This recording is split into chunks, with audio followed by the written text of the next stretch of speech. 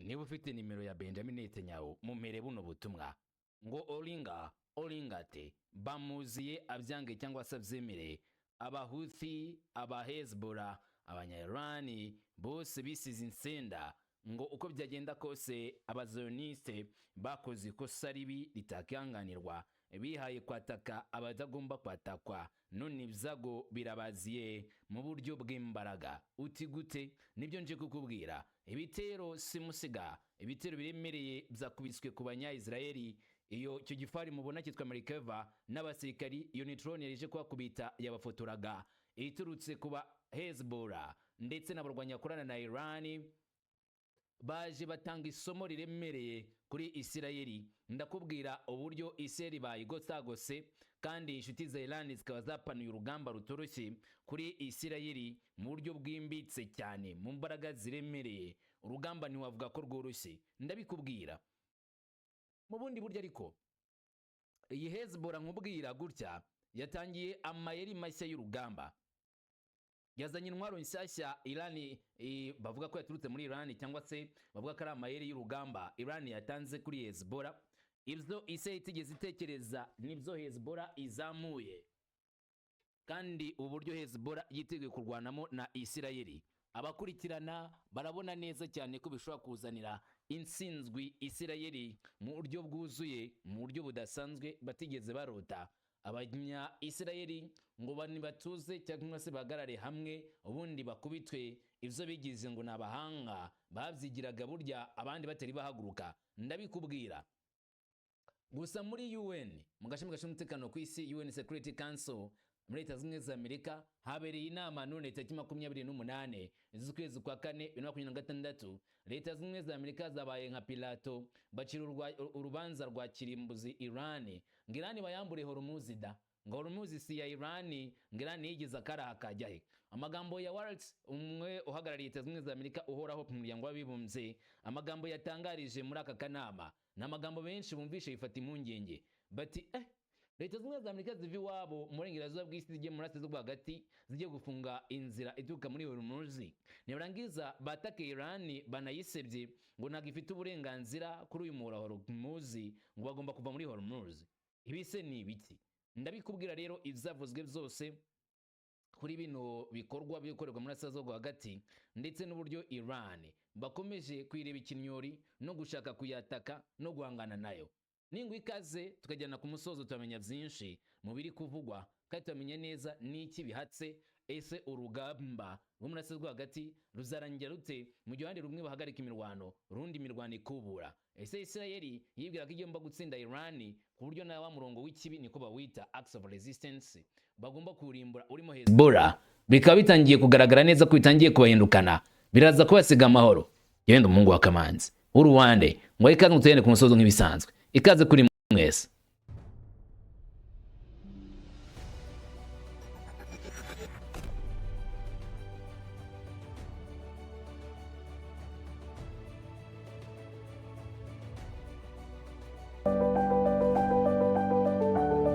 nibyo urebye ibiri kuba muri kino gihe muri Asia hagati ni surprising nibiri gutungurana gusa nibyatunguye benshi kandi nawe ubwawe ugatungurwa nabyo nko kumva ngo Isirayeli bakomeje kwigotagota bayirasaho bayisukaho ibisasu nta muntu n'umwe wumvaga ko ibintu bishobora gushoboka gutyo ariko burya uko barwana nabo niko bashobora kuraswa cyangwa se bashobora kwatakwa bakabuzwa amahwemo uti yego mu gitero gishya cyo mu kirere ngitero cy'indege cya pilote cyakomerekeje abasirikari ba Isirayeli mu majyepfo ya Libani agace bigaruriye Hezbollah irimo gukaza ibikorwa zayo byo kurwanya izi ngabo z'abanyamahanga zo gutaka bwa Lebanoni arizo ngabo za Isirayeli gisike cya Isirayeli kivuga ko umusirikare umwe yakomeretse bikomeye undi yakomeretse gato nyuma y'igitero ngo cya gabwe na Hezbollah kigaturitsa abasirikari ba Isirayeli mu majyepfo ya Libani gusa imibare yabagaragaye barasweho cyangwa se bashitswe gisasu abo iyi drone yagavye gitero bahari bagaze hamwe bagaragaraga ari abasirikari bane ndetse n'igifare cyabo mu gihe Isirayeli IDF yatangaje umubare w'abakomeretse ndetse bakavuga uko ibintu byagenze bamwe bavuze ko baba barimo kugaragaza imibare mikeya na cyane cyane ko Hezbollah iri kwibasira nk'uko igisirikare ariko cya ADF kibitangaza ngo abasirikari bombi bajyanwe mu bitaro mu gihe imiryango yabo yamenyeshejwe ubwo hashyirwagaho amabwiriza y'ubutabazi. Iki gikorwa kigaragaza nanone ikoreshwa ry'indege nto za FPV Hezbollah yakomeje gukoresha kuva mu byumweru bishize mu kurwanya ibirindiro by'ingabo za Israeli hafi y'umupaka na Lebanon. Israel yavuze ko iyi mirwano ari ukutubahiriza nk'abasana no guhagarika imirwano agahenge, ivuga ko izakomeza ibikorwa bya gisirikari mu kurwanya iterabwoba ryibasira abaturage n'abasivile n'abasirikari ba Israel. Nyine Israel igiye gukomeza ibikorwa byo guhangana na Hezbollah kuko ngo Hezbollah itubahiriza n'ivyemeranijwe byo guhagarika imirwano. Ku bw'ivyo nayo Israel igiye kuri ishoka byose irinde abaturage, irinde abasirikari bayo, ivana iryo terabwoba rya Hezbollah bayihagarike. Nubwo ariko Israel itangaza ibingibi, ku ruhande rwayo Hezbollah nayo irimo gupanga uburyo buremereye bwo gukomeza gukaba ibitero, kandi bakavuga yuko icyo barimo gukora ari ukwihaneza Israel yinjiye mu gihugu cyabo nta ruhushya. Nyuma gato y'igitero cy'indege cya pilote, igisirikare cya Israel cyatangaje ibitero byinshi by'indege zo mu kirere muri Liban ko bakomeje kwataka. ADF yavuze ko nayo ahantu harenga 20 bahibasiriye mu kibaya cya Beka no mu tundi duce two mu majyepfo ya Liban bahagabye ibitero bakoresha indege z'indwanyi. Abayobozi ba Israel bavuze ko ibitero byabo byibasiriye ububiko bw'intwaro, aho intwaro zirasa ibisasu bya roketi, inyubako za gisirikari n'ibyo bitaga ibikorwa remezo bya Hezbollah babyatatse bakabisenya. Israel kandi ivuga ko mu bice byagwiriwe harimo n'ahakorerwaga ibikorwa byo gukora ndetse no kubika intwaro mu kibaya cya Beka, aho ibikorwa byo kuvugurura biherutse kumenyekanira, nyine kuvugurura intwaro za Hezbollah ko ariho bari bamaze iminsi bakorera. Kubw'ibyo Israel nayo ivuga ko yahatatse ngo iburizemo imigambi yabo cyangwa se iburizemo ibikorwa bya Hezbollah. Hari nanone kandi amakuru yemeza yuko ibitero nk'ingi bya Israel byageze nanone mu majyepfo ya Liban, aho Israel yavuze ko ibisasu byakoreshejwe kurasa harimo ibisasu bya roketi byatewe neza ku rindo za Hezbollah. Gusa nta cyemezo kigenga cyahise gitangwa ku buryo bwihuse ku rugero rwuzuye rw'ibyangiritse cyangwa se abayita n'ibitero bya Israel. Gusa ngo bya bitero bikomeye kubera ko ari indege zijya pilote, ariko ibitero by'indege z'intambara n'ibitero bya roketi. Guhagarika imirwano bisa nkaho bikomeje kugorana ku mpande zombi, bigaragaza ko biteguye gukomeza urugamba gukaza umurego mu bijyanye n'intambara. Ibyo za ceasefire CCLF bo ntibibareba. Mu magambo yerutse gutangazwa na Minisitiri w'Intebe wa Israel Bwana Benjamin Netanyahu alias Bibi, hari ibyo yavuze avuga neza ko batigeze bahagarika icyitwa urugamba, ahubwo bazakomeza intambara. Benjamin Netanyahu mu mvugo ye yongeye kumvikanisha ko Israel ifite uburenganzira bwo gukomeza kurwana. Ati muri Liban habaye ibikorwa bikomeye cyane, twakuyeho uburyo bwa za rokete zabo byugarije igihugu cyacu, twashyize agace k'umutekano, tubuza ko habaho ibitero mu majyaruguru y'igihugu cyacu. None rero twarinabuje ibisasu byinshi bya misile n'ibirwanya ifaro byacu bikanadukubita biturutse muri Liban. Ubu turi no gutera kuko ubu turi mu gace k'umutekano mu majyaruguru y'akarere kacu no mu majyaruguru ya Litani turahari. Ubwisanzure bwacu bwo gukora kugira ngo duhagarike ibitero burakomeje. Ibitero byihuse nk'ibitero byo guhagarika ejo hazaza h'imirwano turimo kubikora. Kandi twagira amasezerano na Leta Zunze Ubumwe za Amerika twagira amasezerano na Leta ya Liban kubuza Leta Zunze Ubumwe za Amerika. Netanyahu ati sintekereza ko ibi ngibi ari ibintu twari gutekereza ko bigomba kuba byoroshye, simbitekereza gutyo. Ibi ndabivuga mu buryo bw'ukuri, akazi ntikararangira. Haracyari ibibazo bibiri bikomeye bituruka muri Liban kuri Hezbollah yakoze igitero cya rokete gifite rokete zifite milimetero 22 ndetse n'ikibazo cya za drone zabo zuye UAV, kandi ibi bisaba guhuza ibikorwa by'imikorere n'ikoranabuhanga. Ibanze kuri ibi Minisitiri w'Ingabo n'Umugaba Mukuru w'Ingabo barabizi neza, turimo gushyira imbaraga mu ikoranabuhanga kugira ngo dukemure ibibazo, kandi nitubikemura dukoresha uburyo butandukanye bw'imikorere n'ikoranabuhanga, tuzaba turi mu nzira yo kwambura intwaro Hezbollah kuko ariyo ntwaro yabo yibanze bakoresha, avuga za FPV drones. Ati Hezbollah ifite ibikoresho byinshi, ifite hafi 10% bya misile kandi byinshi twarabirimbuye, ariko ariko baracyangayikishije abatuye mu majyaruguru kandi ndashimira cyane cyane kwihangana kwabo ariko dusigaranye imirimo ibiri tugomba gukora. Icyo ntegereje kuri mwebwe gukemura ibibazo bibiri uko nizera ko tuzashobora gukemura uruhande rw'ibyo bibazo byose mu nzira ziri imbere. Netanyahu avuga kuri Hezbollah nayo ubwayo koko igaragaza neza ko hashobora kugaruka amayeri ataramwe y'urugamba bashobora gukomeza guhangana n'izi ngabo za Isirayeli hasi hejuru. Ibyo bibwiraga bakabibura bagasanga Hezbollah ifite imbaraga zidasanzwe zo kurwana, urugamba rukaba rwamara n'iminsi myinshi. Nkivuga ngo amayeri yo ku rugamba, umenye ko Hezbollah nyine yatangiye kuzana uburyo bushya bw'imirwanire butigeze butekerezwaho kuri uyu mutwe. Benshi batangiye kubyitirira Iran. Hezbollah igaragaza ko ishobora kugaruka mu mayeri ataramwe agaragaza ko kuva mu myaka y'igihumbi kimwe magana cyenda mirongo inani uko bakoraga ati ko bagomba gukomeza gukora. Nk'uko Al Jazeera yabitangaje, umuyobozi mukuru w'ingabo yavuze ko itsinda ririmo gusuzuma ibikorwa byo gukora no guhangana n'abasirikare mu majyepfo ya Liban ngo babuze Isirayeli kwinjira. Iri tangazo rivuga igihe ibitero by'ubwiyahuzi byasobanurwaga nk'igitabo cy'ibanze bayi mu gihe imirwano yo muri kino gice ikomeje kujya ku cyiciro cya kabiri, kurasana kw'abarwanyi ndetse n'abasirikare ba Isirayeli bikaba bikomeje kujya mbere kandi arikoreshwa amayeri menshi y'urugamba. Gusa ngo bishobora gutuma nanone imirwano yaguka ikarenga ku gace. Nk'uko Al Jazeera ibivuga, igitekerezo kirimo gusuzumwa ngo ni ukohereza abagabi ibitero mu duce twigaruriwe kugira ngo bibasire ingabo za Isirayeli zikorera hafi y'umupaka. Sinzi mbi kubyumva neza. Isirayeli yohereje abasirikari mu majyepfo ya Liban baturutse mu majyaruguru ya Isirayeli, bagenda bakora icyitwa gufata agace bakakagira k'umutekano buffer zone, cyo bita ingamba z'ubwirinzi.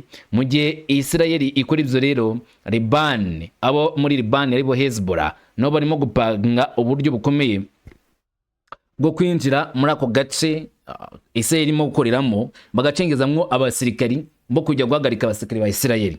Nukohereza abahigi bo guhiga abasirikare ba Isirayeli maze bakabakumbanya bakabahagarika mu komeza kwinjirira ubutaka bwa Lebanoni kugira ngo birindire umutekano mu buryo bwuzuye, basireho agace k'umutekano. Hezbollah ishingikirizaga cyane cyane ku bikorwa nk'ibyo mu myaka y'igihumbi kimwe magana cyenda mirongo inani mbere y'uko ihindura intera mu myaka y'ibirwa mwiza mirongo ikoresheje ibisasu bya rokete, indege zijya pilote ndetse n'uburyo bwo kurwanira mu ntambara ariko ku ntera ndende.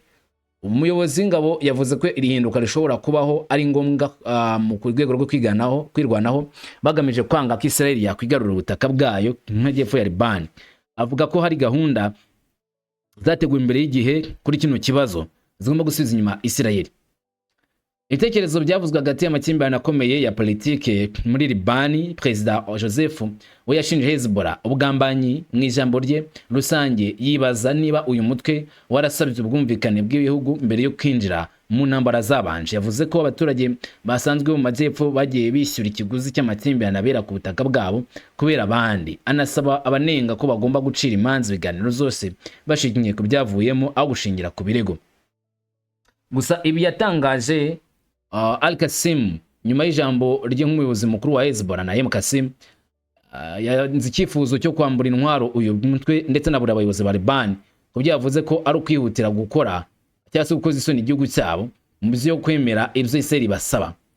Ku butaka ingabo za Isirayeli nubwo zihari zikazongera ibikorwa byazo ngo zigomba kwitegura nanone uburyo bukomeye cyane. Hezbollah nayo yiteguye guhangana n'izi ngabo ziri ku butaka muri Liban, ingabo za Isirayeli ku buryo zigomba gusubizwa inyuma bidashyize kera.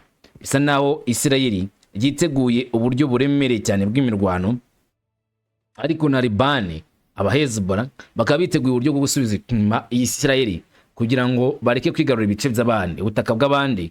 Ibyo Lebanone itabona nayo ko ari byiza, ariko Hezbollah ikavuga yuko igomba kubibona inagira iki bikoraho.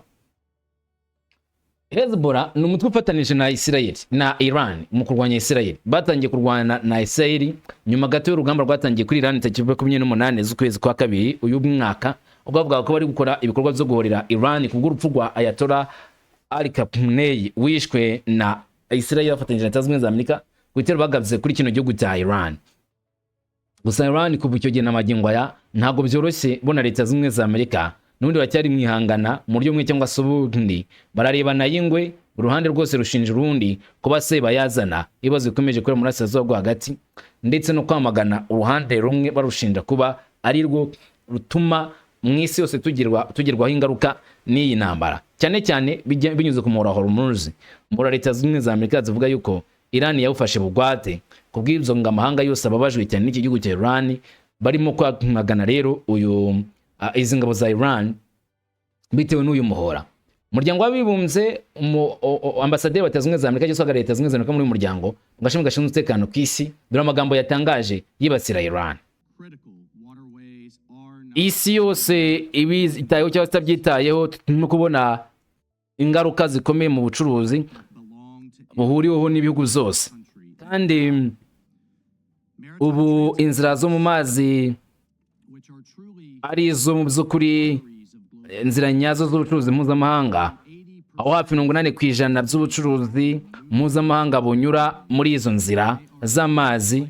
Ni ingenzi cyane kuri twese nk'umuryango mpuzamahanga, ku buryo tudashobora byirengagiza no kwirukanwa muri izo nzira, ku buryo tugomba guterwa ubwoba n'abantu bitwaje intwaro bakadugaba ibitero by'ubujura n'ubusambo, kuko iyo bibayeho isi yose yishyura ikiguzi cyazo, kandi isi iri kubyishyura.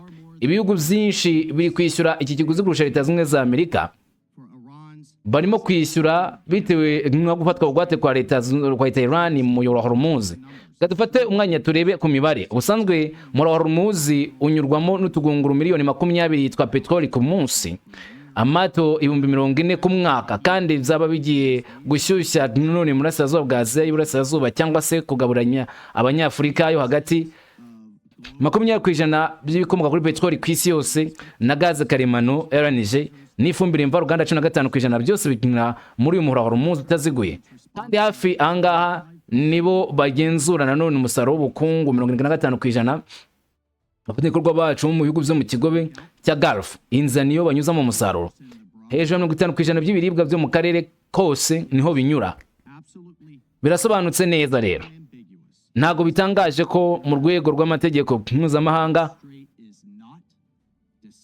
nubwo Minisitiri w'Ububanyi n'Amahanga wa Iran avuga ko ngiyi nzira atari iya Iran yo kuyikoresha ibyo bishakiye nk'umuyoboro wayo bwite, ni ikirango cyayo niko bavuga. Ntabwo ari ingwate ko Iran katubabwira, ntabwo ari uburyo bwo gushyikirana kwa Iran ngomba gutuma umuhoro ufungurwa, ntabwo ari umuhoro usoreshwa na Iran. Kandi ibyo ni ibihugu birenga 100 hanze y'imiryango zatanze ubuhamya muri imwe mu nama nyambaga zashyigikiwe cyane mu myaka ya vuba ahangaha. Ibihugu 100 nibyo byavuze ibyo bavuze, nanjye ndabivuga. Baravuze ko umuhoro atari wa Iran. Ibi ntabwo ari Iran igomba gukina nabyo rero nk'uburyo bwo gucuruza ibintu bisa kubera ibyifuzo byabo za kirimbuzi bitemewe n'amategeko. Bagenzi banjye, mu byumweru bitarenze 3 bishize, isi yose yahuriye hamwe kugira ngo irwanye iki kibazo ku mutekano w'amazi. Inama y'umutekano yemeje umwanzuro wa Loni w'inama y'umutekano ya Loni ifite umutwe wa 2817, aho abaterankunga 166 bakomeye babyemeje basaba ko Iran ihagarika ibitero byayo bikomeye ku bihugu biyikikije. Uko mwumva mumeze kose ku ntambara iri kubera hariya, bahisemo kurasa mu mpande zose barwanya ikorwa remezo by'abaturanyi babo, kandi isi yose yamaganye inzitizi ku bwisanzure bwo kugenda mu nzira ya Hormuz. Iran nta kindi yakoze uretse kwirengagiza uwo mwanzuro. Iminsi 40 ishize bashyizeho ibisasu byo mu mazi, barashe ku matwi y'abasivili. Twakoze ishoka byose kugira ngo dusenye ibisasu byo mu mazi kandi turinde ayo mato, ariko bakoresheje nanone mu kurasa ibisasu 1000 bya misile ku mirwa mikuru yo mu kigobe cya Gulf, ku bitaro byabo, ku bibuga by'indege zabo n'amahoteli yabo mu duce dutuwemo. Bateye ubwoba ko bazishyuza amafaranga menshi, kandi ibi ni ruswa, kugira ngo bemerere amato atambuke muri umuhora wa Hormuz. Kandi mu buryo nyabwo baracyagaragaza kwica Abanyamerika benshi kurusha uko bagiye babigenza mu myaka 47 ishize. Iyi niyo mpamvu rero Perezida Trump yategetse ko habaho ingamba zikomeye zo kurwanya ibitero bya Iran mu bijyanye n'inyanja no kugira ngo habeho umutekano n'iterambere ry'ubukungu bw'isi yose. Nubwo bari mu bwoko bw'ibitero, ubwo bwoko bw'amasasu yabo, ibihumbi by'indege zitagira pilote na za misile byinjiye muri Bahrain n'iyo ry'ibihugu byo mu kigobe byashyizeho none undi mwanzuro wo kurinda ubwisanzure bwo kugenda mu mazi no kurinda umutekano wo mu mazi mu nzira ya Hormuz. Ariko ikibabaje ni uko ibihugu bibiri, Ubushinwa n'Uburusiya, zanze iki cyemezo maze bihitamwo ubutegetsi bw'idini bukomeye nk'umufatanyabikorwa wabo bwa Iran, kandi birengagije nkana ibibazo by'ibihugu byacu byo mu kigobe cy'inyanja ndetse n'ubukungu bw'isi yose. Bahisemo kurinda ubutegetsi bwa Iran uburyo bwo gukoresha ubwenge busanzwe, kandi bahisemo kwirengagiza igitero cyabo aho barwanya amato rwose atwara imizigo. Ibyo bikaba bigoye cyane kubyumva bitewe n'uko ubukungu bwa Aziya y'Iburasirazuba, Aziya y'Amajyepfo n'Iburasirazuba, Aziya y'Epfo na Afurika y'Iburasirazuba ari bo bagizweho ingaruka gikomeye cyane n'iki gitero kinyuranije n'amategeko ku bwato. Ikibabaje rero ni uko ibi bihugu zombi byashyize imbere inyungu zabyo z'ubukungu kurusha inshingano mpuzamahanga. Amasosiyete yabo n'abaturage bashyigikiye Abahuti bashyigikiwe na Iran, ndetse kandi banakora ubukangurambaga nk'uko bamaze imyaka bavuga ko bashaka kurwanya amato anyura mu nyanja itukura no mu kigobe cya Aden. Mbere y'iki kibazo byari kimwe mu bitero byabangamiye cyane nano ubucuruzi bwo mu mazi mu mateka vuba aha. Amaherezo bagenzi banjye, iyi nama igomba gushinja ubutegetsi bwa Iran kurenga ku mategeko mpuzamahanga no kurenga ku masezerano ya Loni, kurenga ku bihano by'inama y'umutekano no kurenga ku zindi ngamba zasubijweho mu bikorwa muri Nzeri. Ibyo twashyizeho no kutubahiriza inshingano zayo zo kudakwirakwiza amashanyarazi cyangwa se imbaraga z'intwaro, kuko twari dufite inama yo kudakwirakwiza umuriro mu karere, cyane cyane byatuma intambara ikomeza. Kurenga rero ku nshingano zabo hakurikijwe amategeko agenga inyanja, kurenga ku mategeko y'intambara, kutubahiriza nanone amategeko arengera ikiremwa muntu n'uburenganzira bwa muntu. Ariko ndashaka kandi kumara umwanya munini cyane cyane mvuga ku bijyanye na za misile bashyize mu nyanja. Gutera za mine mu buryo budasobanutse mu nyanja, mu mazi mpuzamahanga, ibyo bituma Iran rwose iba umugizi wa nabi mpuzamahanga, ni abajura bo mu nzira y'inyanja. Iran yemera ibyo byaha, ariko ntabwo ishoboye, yemera kandi ko itazi aho ibyo bimine biherereye. Ku bw'amahirwe rero, igisirikare cy'Amerika kirimo kwivanga kugira ngo gikureho izi mine kandi gitekanishe iyo nzira. Ariko bagenzi bacu, tugomba kwagura iki gikorwa. Iki ni cyo gihe ngo ihuriro ry'abafatanyabikorwa bafite ibitekerezo bimwe rigira uruhare mu gutanga imbaraga zikomeye no gutanga ubufasha n'ubushobozi bufatika. Dukeneye ubwikorezi bw'ubucuruzi, ubwishingizi bw'amazi n'ubwato, imiryango ifasha abantu irenga 80 muri iyo ikaba inyuzwamo ibikoresho by'ubutabazi mu buryo butaziguye kugira ngo buhabwe ubufasha abaturage, hamwe n'umutungo wa gisirikare kugira ngo bifatanye mu bijyanye n'ubwisanzure bw'amazi. Nk'uko intumwa ihoraho ya Pakistan yabivuze, twagiye duhura na mbere, twahuriye hamwe muri STF 151 kugira ngo dukemure ibibazo by'ubujura bukorerwa mu mazi nkengero za Afurika y'Uburasirazuba, mu mazi ya Bab el-Mandeb. Umuryango w'abibumbye wubatswe mu bihe nk'ibi ngibi. Twagiye kandi dugira byinshi dukora. Twaretse ubutegetsi butarengenzurwa n'inzego zitegamiye kuri leta bagakora ibyo bashaka, cyane cyane bagamije ibikorwa by'iterabwoba ku baturanyi babo, mu gihe igice kinini cy'isi cyari cyicaye kirebera.